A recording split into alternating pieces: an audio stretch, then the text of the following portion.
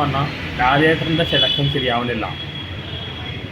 ലാലേട്ടൻ സെലക്ടോട്ട് ഇരുന്നപ്പോൾ എല്ലാം നല്ല സിനിമയാണ്, 80കളിലും 90കളിലും ലാലേട്ടൻ്റെ സിനിമകളെല്ലാം നല്ലതായി. ലാലേട്ടൻ 99 1999 നരസിംഹമാണ് സിനിമ ഇറക്കി. അതിനുശേഷമാണ് ആൻഡ്രി ബേബർ പോലെ ആൾക്കാർ ഇൻവോൾവ് വന്നു. അന്ന് മുതലാണ് മോഹൻലാലിൻ്റെ കരിയർ പോയത്. ഇവർ രണ്ടുപേരും നല്ല കോമ്പിനേഷനാണ്. ലാലേട്ടൻ കച്ചവടം ചെയ്യാറില്ല, ലാലേട്ടൻ കലാകാരനാണ്. ആൻഡ്രി ബേബർ കച്ചവടം ചെയ്യാറില്ല. അത് പുള്ളിക്ക് സിനിമയെക്കുറിച്ചോ കലയെക്കുറിച്ചോ ഒന്നും അറിയില്ല. ലാലേട്ടൻ സിനിമയിലും ആൻഡ്രി ബേബർ ബിസിനസ് ശ്രദ്ധിക്കുക, നല്ല കോമ്പിനേഷനാണ്. ഇത് നേരെ തിരിഞ്ഞു പോവുകയാണ്. ലാലേട്ടൻ ബിസിനസ്സിലും പുള്ളി സിനിമയിൽ ശ്രദ്ധിക്കുക. എത്രയോ നല്ല സിനിമ ലാലേട്ടൻ മേട്ടം വെക്കണം. അഭിനയിച്ചാത്തുള്ളൂ ഗൗതം മേനോട് ഫിലിം, പിന്നെ ഷാജുൻ കരൺ 1% ആയിട്ടുള്ള ഫിലിം, 300 പേര് വേണുവിടെ പടം, അൽഫോൻസ് പുത്തൻ്റെ പടം, ജൂഡ് ആൻ്റണിയുടെ പടം, എത്ര നല്ല പടങ്ങളാണ് വേണ്ടത്. ഇത് സംഭവം സത്യസന്ധതയിൽ പറയുകയാണെങ്കിൽ ലാലേട്ടൻ ഇനി ഒരു 10 വർഷം കൂടിയാണ് അഭിനയിക്കും. പ്രണവിന് സിനിമയിൽ ഇറങ്ങാൻ താല്പര്യമില്ല.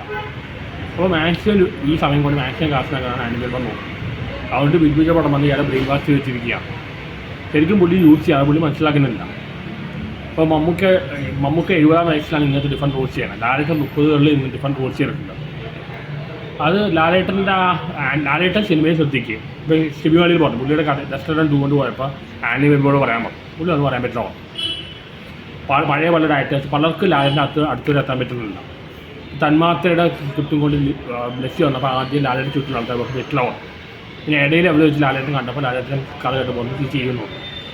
കുറേയേറെ ശ്രീനിവാസൻ പറഞ്ഞ് ശരിയാണ്. ലാലേട്ടൻ സിനിമയുടെ കഥ കേൾക്കുകയും സിനിമയെ ശ്രദ്ധിക്കുകയും ആൻഡ്രി ബേബർ ശ്രദ്ധിക്കുകയാണെങ്കിൽ വലിയൊരു കോമ്പിനേഷനാണ്. തിരിഞ്ഞു പോകുന്നത്. ഇത് അങ്ങനെ ചെയ്യുകയാണെങ്കിൽ ലാലേട്ടൻ ഇനിയും ഒരുപാട് നല്ല സിനിമ ചെയ്യാൻ പറ്റും.